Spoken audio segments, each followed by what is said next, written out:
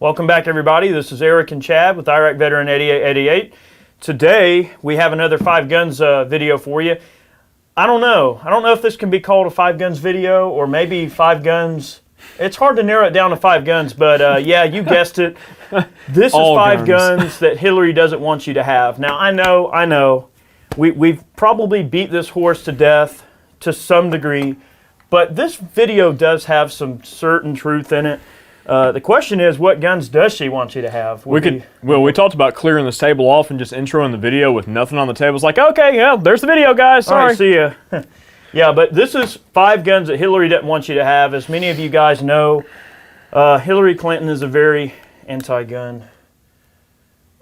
Well, let's just leave it there. You know, let's just leave it there. So you don't say. Her track record on guns is definitely not favorable. She does not support the Second Amendment, as many of you know, unless you've been living under a rock. She is a presidential candidate. At the time this video is being made, of course, we don't know who's going to be president yet.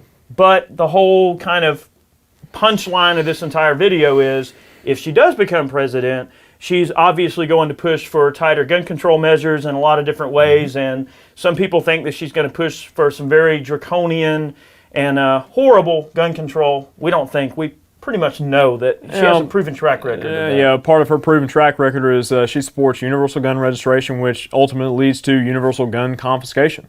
Yep. So, I mean, the fact of the matter is, she does not like the citizenry owning the same type of weaponry that the military owns.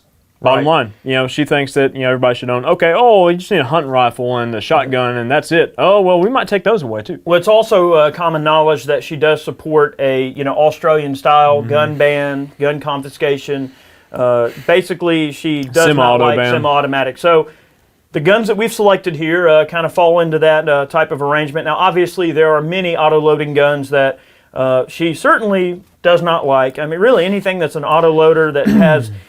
Really any gun. I'm pretty sure that if she had her way, that we would pretty much be working with like sticks and rocks. Pretty much any firearm that accepts a magazine, a detachable magazine, and fires, you know, 1 round per trigger pull without actuating the bolt, then she wants to ban it pretty much. And even more so than that. But we don't even have an AR on the table because, I mean, kind of an AR is commonplace. Of course, she wants to ban AR-15s because they're the ubiquitous black rifle. All right, well, let's go with the first one. So, why are bullpups more on that forefront than AR would be? Bullpups are kind of interesting because you've got all right, so this is an IWI Tavor, this is an X95, okay? Great so gun. Bullpups have a full-length barrel, yet they retain the shortest legal configuration that you can have a long gun in, you know, a rifle, per se. So you got 26 inches, correct? 26 inches overall length and a 16-inch barrel on your barrel length on rifles. On shotguns, it's 18-inch. 18-inch barrel with a 26 overall. But, you know, it's a nice short compact package. You get full velocity out of most service ammo, and this is pretty much the same length as far as like a 10.5-inch or so configuration in an AR-15 would be in like an SBR format, like say a Daniel Defense Mark 18. So, I mean, Eric's got a tiny little guy here. So that's a 7-inch barreled AR. Let's just compare these two. So, she's tiny. It's tiny. Like a single sugar puff. All right, this requires NFA tax stamp in order to have an AR in this kind of short configuration. Obviously, the stock is extended. This is one of the Troy PDW stocks, which is an excellent little setup there. That thing is tiny. Anyway, I'm going to put that back up, but to show you the size comparison. This is kind of a big middle finger to everything related to gun control laws. You know, it's a short compact package. It doesn't break any laws as far as, you know, legality goes. It can be imported into the country, no problems. You can put a suppressor on the end of it, and it still is as short or shorter than like a standard carbine would be with a can on it already. The point is, you better believe that anything AR-15 related, if it takes an AR-15 magazine and fires semi-automatic, whether it's a bullpup, an AR, a pistol, whatever configuration the gun is in, she wants it. She doesn't want you to have it. That much is known. These either. I mean, standard capacity magazines. Yep. She hates these. Yeah. She doesn't want anybody having 30-round mags. You better believe that magazines are going to kind of be on the list. So moving down the line, we've got an AK here. Now, AKs, this is my SBR. This is M92 pistol that's been SBR with an ace folder on it. In order to have an AK in this type of configuration, it does require a $200 tax stamp. So anything AK related, the problem with AKs, and it's not a problem to me because I'm an AK kind of guy, but where a lot of these gun laws and everything and these politicians tend to dislike AKs is because of their cosmetic appearance. You know, some people just associate an AK with bad guys and they think, oh, well, because a civilian owns an AK that you're a bad guy and everything like that, or you're going to be a criminal, or you're trying to, you know, you're up to no good, or just the fact that they're scary looking. A lot of these bans that kind of get shoved down our throat, like you look at the original Clinton ban. Oh, wait a minute. That was Bill Clinton, right? Is that Clinton related to the Clinton that's running for president? It's the same. It might as well be the same person. So the problem is the original Clinton ban. So wait a minute. We have a preface to this. This has already happened once, right? So with the original Clinton ban, they banned a lot of guns based solely on cosmetic features. AKs are scary looking, therefore, ban it. It's scary looking, let's ban it. Yeah, they banned a number of firearms by name and then also cosmetic features. You know, Right. we've gone over this in the past. There's plenty of videos out there on the subject, but Yep. I mean, it's just stupid. You know, okay, well, it's an evil looking gun. We got to ban that because it's scary looking. Yep. And you know, you shouldn't own it because you can hurt yourself That's right. So or other people. you know, AKs, Tavors, ARs, anything like that, you better believe they hate it. They don't want you having it. Moving down the line, we got a P90 here now. PS90. PS90, yeah. Semi-auto. I wish we had a real P90. Semi-auto P90, but these are great. In my opinion, this gun really, to me, represents the ultimate in personal protection, personal defense weapon. You got a 50-round magazine, semi-automatic, very ergonomic, very kind of futuristic in terms of, you know, as a completely ambidextrous bullpup. It is a bullpup. Now, granted, the barrel is pretty long on this because, again, to fall into that restriction of 26-inch overall length, you know, a real P90 has a barrel that basically stops right here at the end of the gun, and that's like why 10 inches. That's why this hand stop is there. And the proper way to grip one of these is to put your thumb through there, and you hold the gun like so. Man, those things are just so wonderful. And that stop keeps your hand from going in front of the muzzle. Now on this, it has a 16-inch barrel, and this gun in its current configuration pretty much falls right into the same type of stipulation that the Tavor does, but you've got a PDW that fires an intermediate cartridge, 50 rounds in the mag, ready to go, ready to rock. Awesome, awesome, awesome setup. You better believe they hate those types of guns. You know, and the ammunition for this rifle, I mean, it's plentifully available, and there's a lot of surplus stuff out there. There's a lot of new manufacturer ammo, but the cool thing is a 50-round mag, fully loaded, I don't even know if it weighs as much as a fully loaded AR mag. Very, very lightweight when you have a full loadout. Just right. crazy. That's right. Such a fun gun. Oh yeah, Wrong one. they certainly are. They certainly are. There you So go. I really am a big fan of the PS90. It's one of my favorites. As you can see, it's outfitted with just a nice 1-power ACOG, which is a great optic for this gun. The Tavor over there is sporting a 3-power ACOG, perfect for that type of rifle. Moving down the line here, this is number 4. This is a SCAR Heavy. So anything that falls into a semi-auto battle rifle configuration, M1As, FALs, PTR 91s, Yeah, G3s, G3s, whatever.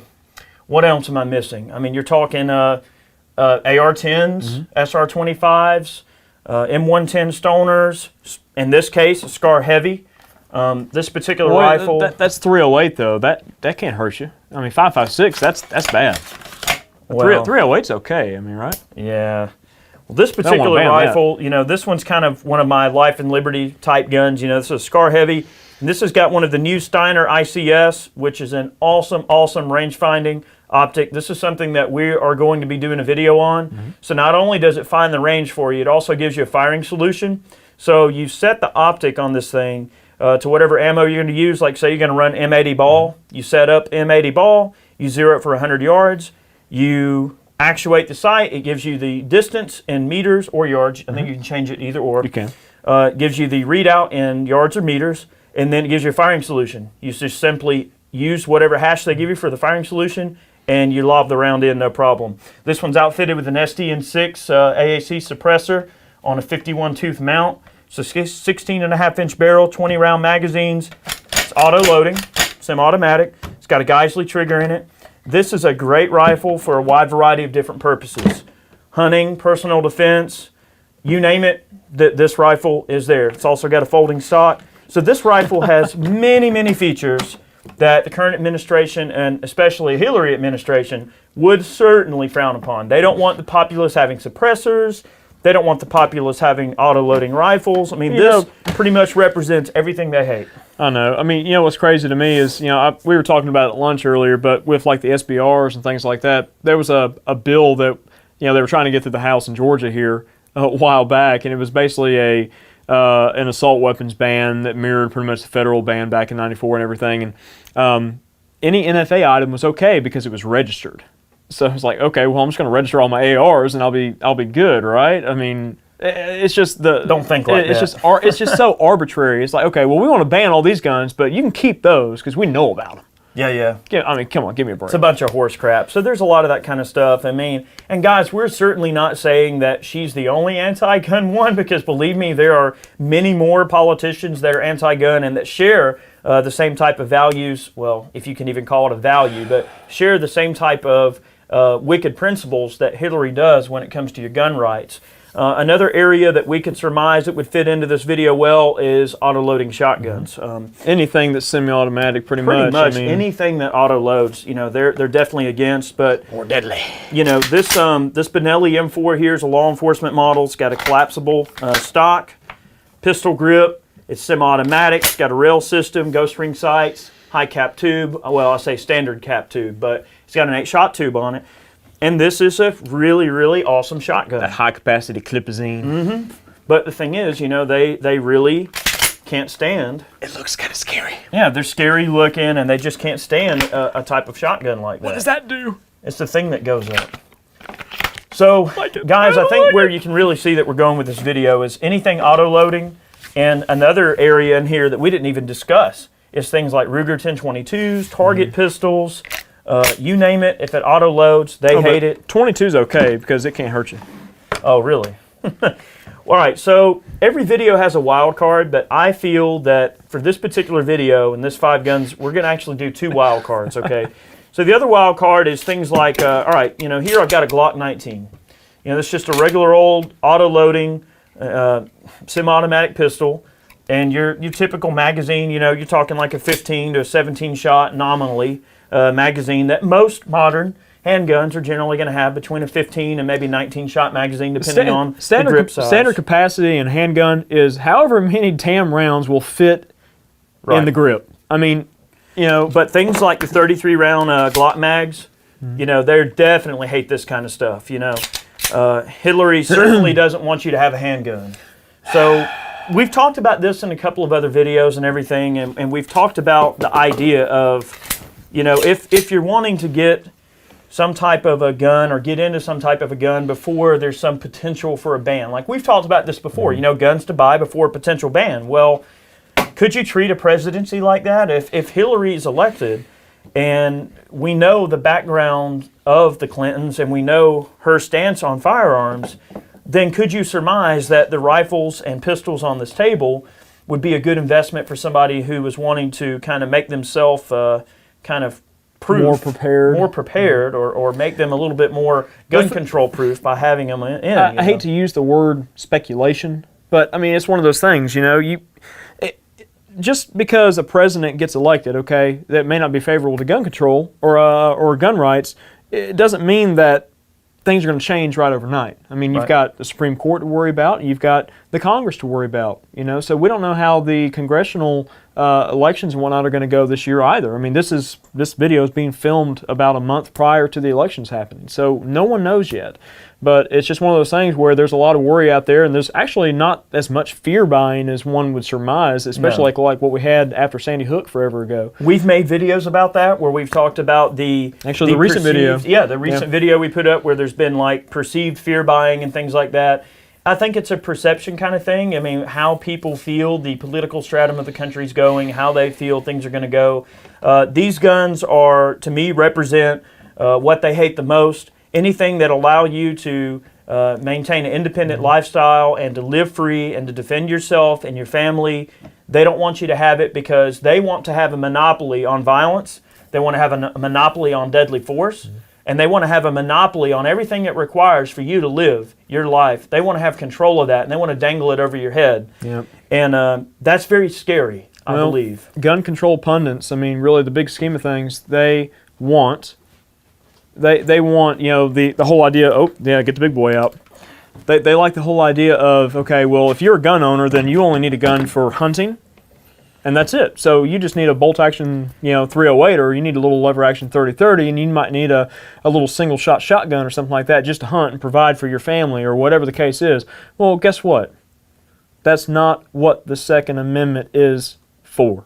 Yep. And we've said it before, the Second Amendment is there for tyrants to be put in their place if the need ever arises by the general populace. Yep. An armed populace. So last but not least, here's a Barrett M107. I mean, this pretty much just a Barrett, represents pretty much the top end of the spectrum in terms of civilian firearms ownership in the United States. This is a 8-power, no, it's a 6-power. That's a 6-power. That's a 6-power ACOG that's got a 50 BMG reticle in it. It's got a tan finish. It's a 10-shot auto-loading 50 BMG. And an 18-year-old in the United States can go in any gun shop with enough money and buy one of these. Yep. And I support people having 50s. Yep. I don't really see where the big deal is. Yep. 50 is the largest caliber that an individual can own without any special paperwork. You get into anything above 50, then you're talking about a destructive device. I mean, you can own a 20 millimeter, but you have to file special paperwork just like you would for an SBR or a suppressor. That's right. So there's a lot of things we could go into in this video. I don't want it to be forever in terms of length, but I appreciate you watching, and hopefully this allowed you to glean a little bit of information. I think you can clearly see that ARs, AKs, auto-loading shotguns, PDWs, bullpups, those are definitely in that realm. Battle rifles, high-capacity clip-a-zines. high-capacity High-capacity pistol magazines, really any handgun, they don't want you having it. I mean, we've already seen proof of where certain jurisdictions, like certain places in New York, where, oh, well, you could have a 10-shot mag, but you can only load 7 rounds in it. What the hell kind of crap is that? So there's a lot of things like that go on, and it's very much dependent on jurisdiction. It is dependent on individual municipalities having their own ordinances, their own restrictions, their own laws. It's like the new stuff that's coming out in California with the Proposition 63, I think, that's going to be on the ballot in November. Okay, so they're going to be voting on whether or not, your 10-round mags or whatever that you've owned for however many years, 20 years or whatever, during the California gun control and all this mess. Nobody's gotten hurt. Whether or not those are going to be illegal and you're going to be a criminal overnight for owning that mag. I mean, guys, here's something else important to think about, and we're going to, kind of close this video out here on this note. Yes, we were poking a little bit of fun at Hillary, and Hillary suffered a little bit at our expense. We do have free speech in this country. We do have free speech. However, one thing that I will mention on the other side of the token, it's not just one person that makes up your government. It's not just the president. It's your Congress. It's all the people you elect. It's all your representatives. It's the Supreme Court justices that get brought in. Guys, if you're not happy with the laws and you're not happy with the way things are going where you live, then vote the people out and get somebody in that will. So, there is a system in place. There's supposed to be checks and balances. Sometimes we don't feel like things go our way. Sometimes we may not get our way and feel like we're being, led in the right direction. This wasn't necessarily meant to be a stab too much at Hillary as a well, actually, yes, it was. But on that token, you have to understand that she's not the only one. There are many, many other politicians that do business in this country on a regular basis that are very anti-gun and that would gladly sell your rights down the river for their own benefit in a heartbeat if they could. They all fall into the elitist category. That's right. Do as we say, not as we do. And you can't have any of the things that we have. Yep. Pretty so simple. Guys, that's something to think about there. We appreciate you watching. There's 5 guns Hillary doesn't want you to have. There's definitely a lot of them. But this is the top 5, okay, if you could consider it that. So there's 5 guns that Hillary doesn't want you to have. Thank you for watching. We'll catch you next time. Many more videos on the way. Guys, make sure you subscribe to our email list and stay updated and everything like that. We have many more on the way. More 5 guns, more gun gripes, more firearms facts, reloading videos, meltdown videos. Guys, we do so much as a YouTube channel. These aren't the only videos we do. Make sure you go and check out some of our other stuff as well. So thank you for watching. We'll catch you next time. Take care, guys.